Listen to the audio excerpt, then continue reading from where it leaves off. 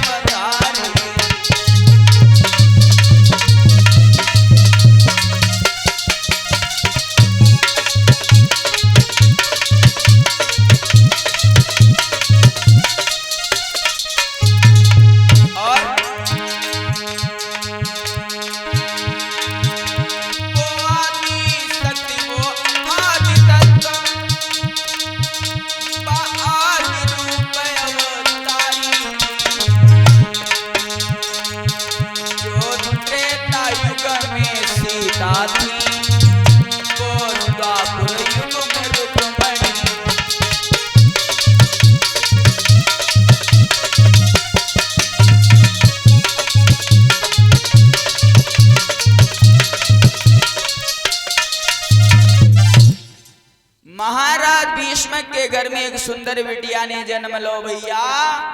आज महाराज भीष्म उस बिटिया को देख करके बहुत प्रसन्न हुए। आज महाराज भीष्म बहुत प्रसन्न हैं। एक दिन का जिक्र है, तब तक इधर देव ऋषि नारद का आगमन हुआ महाराज भीष्म के दरबार को। महाराज भीष्म ने बड़े प्रेम पूर्वक महाराज देव ऋषि नारद को बिठाया है। कहने लगे, आओ मुनिवर, बड़ी सौभाग्य की बात है, आप बड़े शुभ अवसर पे आए हो। देव ऋषि नारद कहने लगे, राजन ऐसी क्या बात है, ऐसी कौन सी खुशी की बात है जो आप कह रहे हो बड़े शुभ अवसर पे आए हो। महाराज भीष्म ने जवाब दिया, मुनिवर, आज हमारे एक घर में बिटिया ने जन्म लियो, इसीलिए आज हम बहुत प्रसन्न हैं और मेरा तो जीवन धन्य हो गया आपके दर्शन भी पाके। ऐसा करो, मेरी बिटिया का नामकरण कर दो। आज महाराज भीष्म अपनी बिटिया को ले आए। देव ऋषि नारद ने देखा, कहने लगे, साक्षात देवी का रूप है। आज नामकरण करवाया किस प्रकार।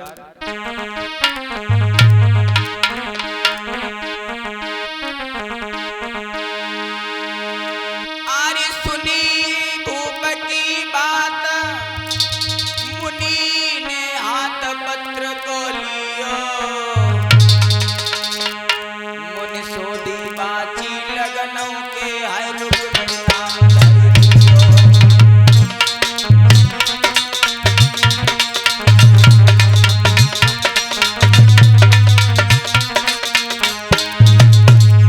महाराज भीष्म ने कहा, मुनिवर मेरी बिटिया का नामकरण कर दो। आज देव ऋषि नारद ने सुंदर पत्र को खोल करके देखा, आज रुक्मणी नाम बताया है। अरे कई ऊपर बात मुनि ने हाथ पत्र खोलियो, पत्र खोलियो, पत्र खोलियो। मुनि सोधी बाची लगनों के रुक्मिणी नाम धरियो।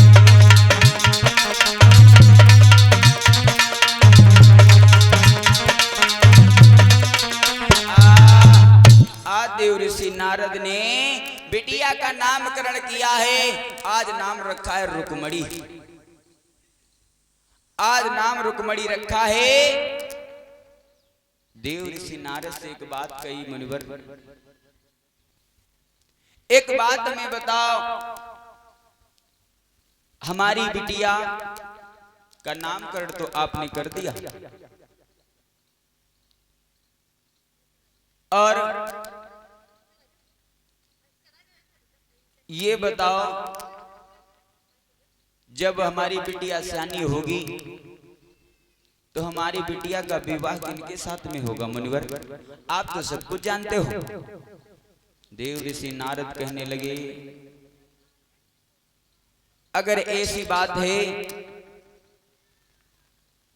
तो सुनो, आपकी बिटिया जब सियानी होगी तो इसका विवाह द्वारिकाधीश कन्हैया के साथ में होगा।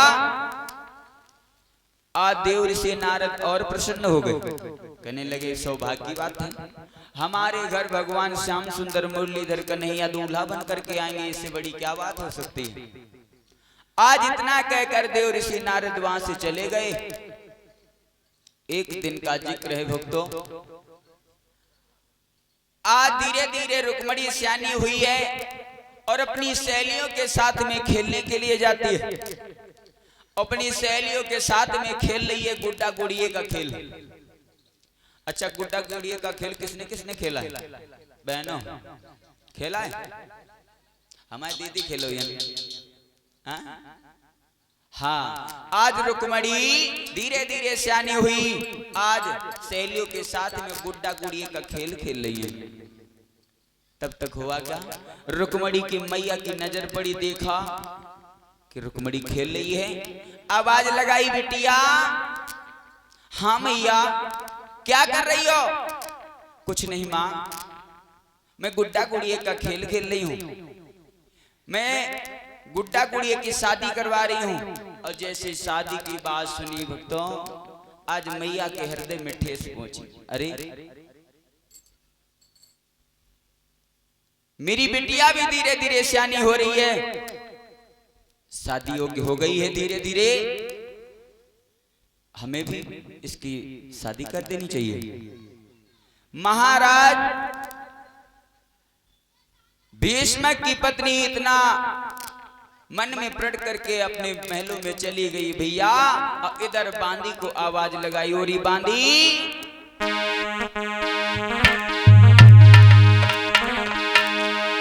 आरी बांदी लई बुलाई और कहीं समझाई चली ने कजारी। और मेरे राजा को तेरी में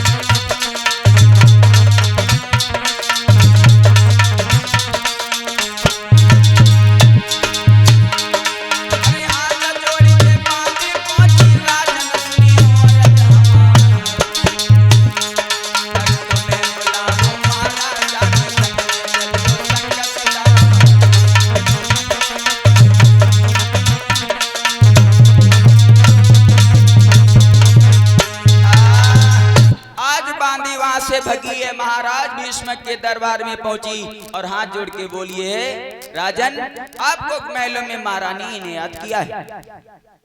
महाराज भीष्मक ने कचहरी को बंद किया और तुरंत वहां से प्रस्थान किया।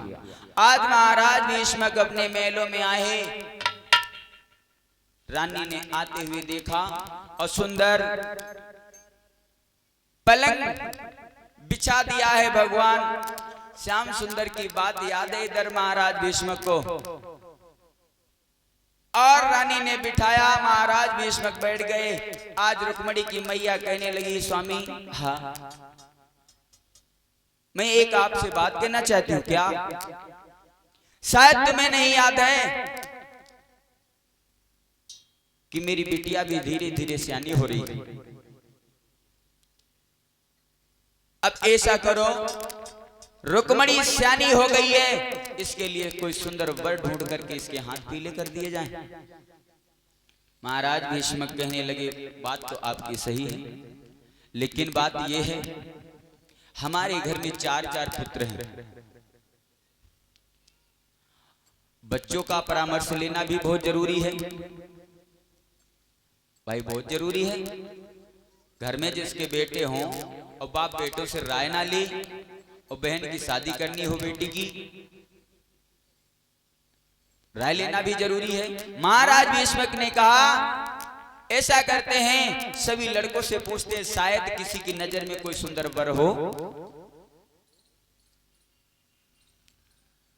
आज महाराज भीष्मक ने अपने सभी पुत्रों को बुलाया। अब सभी से पूछने लगे, अगर आप किसी की नजर में कोई सुंदर वर हो तो बताओ। किसी ने किसी को, किसी ने किसी को बताया। अंत में महाराज भीष्मक के बड़े पुत्र रुक्मवीर ने अंत में और कहा, हृदय का रुक्मणी योग्य तो है नरेश शिशुपाल।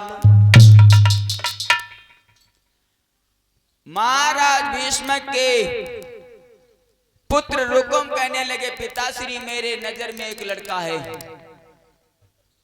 महाराज भीष्मक कहने लगे, कौन? कहने लगे, चंदेरी के बसने वाले महाराज शिशुपाल, जो हमारे साले साहब, हमारी बहन और हमारे साले साहब की जोड़ी बहुत अच्छी रहेगी। ऐसा करो पिताश्री, बहन की शादी अपने साले के साथ में कर देते हैं। उसी समय महाराज भीष्मक कहने लगे, रुकुम, तेरे मुंह से ये बात शोभा नहीं देती। ये बात कहते हुए तेरे जीभ में छाले क्यों नहीं पड़ गए? जिसकी बहन को ब्याह करके तू अपने घर लेके आया और अपनी बहन का ब्याह तू उसके साथ में कर देगा, वो भी अपने साले के साथ में, संसार सारा थूकेगा तेरे पे। उसी समय रुकुम कहने लगा, पिताश्री आपको समझ नहीं आता, शायद ये नहीं पता वो कितना बड़ा पैसे वाला है, कितना अमीर इंसान है, शायद तुम्हें पता नहीं। एक बात बता, तू उसकी बहन को ब्याह करके ले आया,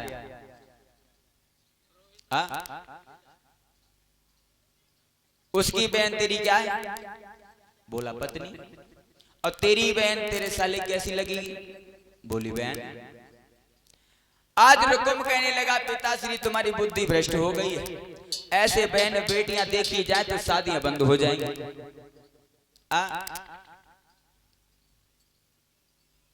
उसी समय महाराज भीष्मक कहने लगे, शायद बेटा तुम्हें ज्ञान नहीं है, हमारे महलों में एक बार देव ऋषि नारद का आगमन हुआ था। शायद उन्होंने बताया था कि तुम्हारे घर में द्वारिकाधीश कन्हैया दूल्हा बन करके आएंगे। भीष्मक के पुत्र रुकुम ने कहा है, पिताश्री क्या वो द्वारिकाधीश कन्हैया जो वन वन में गाय चराता है, ग्वाल गंवार अहिर मेरे घर दूल्हा बन के आएगा, उसकी ये मजाल कदापि नहीं हो सकता। अगर द्वारिकाधीश कन्हैया इस महलों में दूल्हा बन करके आया तो खून की नदियां बहेंगी। शादी होगी तो मेरे साले शिशुपाल के साथ। आज रुकुम इतनी बात कह के घर से निकल गया और कहा है क्या?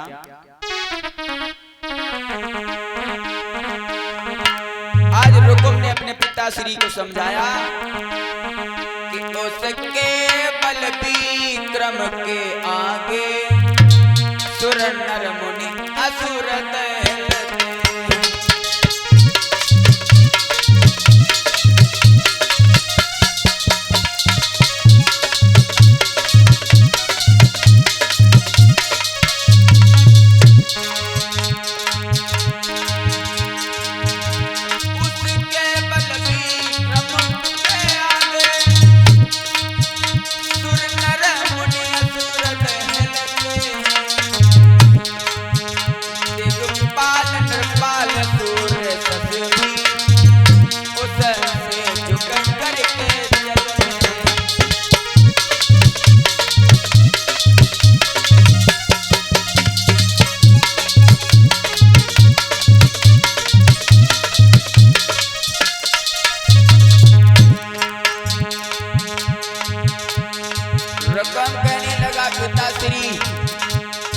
वो इतना बड़ा पैसे वाला है जिससे बड़े बड़े राजा महाराजा सर झुका के बात करते हैं। और आप उस ग्वाल गंवार अहीर नंद के छोरे की बात कह रहे हो, मेरे घर दूल्हा बन के आएगा। और सुनो, कुल भी अच्छा बल भी अच्छा, जग में प्रभुताई अच्छी है। रकम कहने लगा पिताजी, कुल खानदान भी बहुत अच्छा है और जग में उसका नाम भी है। कुल भी अच्छा बल भी अच्छा, जग में प्रभुताई अच्छी है। मैं तो दावे से कहता हूँ, हर तरह सगाई अच्छी है।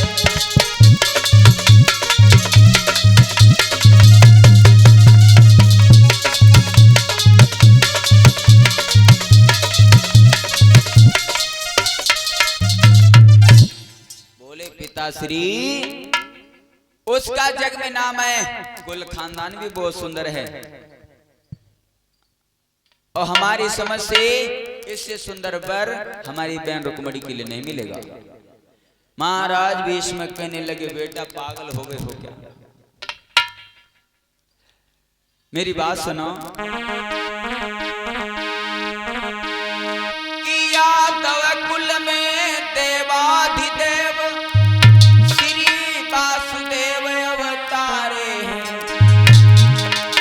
जिन लीलाधर की लीला में अनगणित असुर संहार हैं।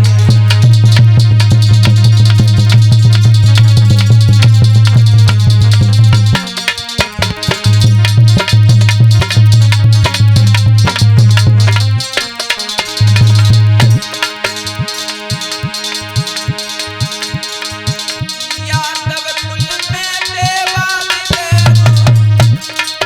श्री वासुदेव अवतारे हैं, जिन लीलाधर की लीला में अनगणित असुर संहार हैं।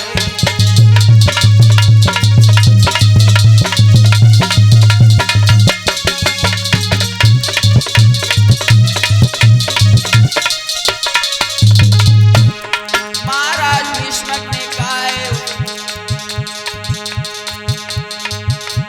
बहुत सुंदर। यादव कुल में भगवान मुरलीधर कन्हैया का जन्म हो चुका है लाला, और धीरे धीरे वो भी शादी योग्य हो गए हैं। और मैंने ये भी सुना है, उन्होंने बड़े बड़े राक्षसों का वध किया, अकासुर बकासुर जटावत अनेक राक्षसों का वध किया है। वो बहुत बड़े बलशाली हैं बेटा, ऐसा करो, इससे अच्छा वर नहीं मिलेगा। और बोले, सौभाग्य अगर वो वरना वरनी मेरी सुकुमारी हो। बेटा मेरा तो जीवन ही धन्य हो जाएगा अगर हमारे घर भगवान मुरलीधर कन्हैया दूल्हा बन के आएंगे, और अगर हमारी बिटिया दुल्हन बन के उनके घर को जाएगी, इससे बड़ा अच्छा काम क्या हो सकता है।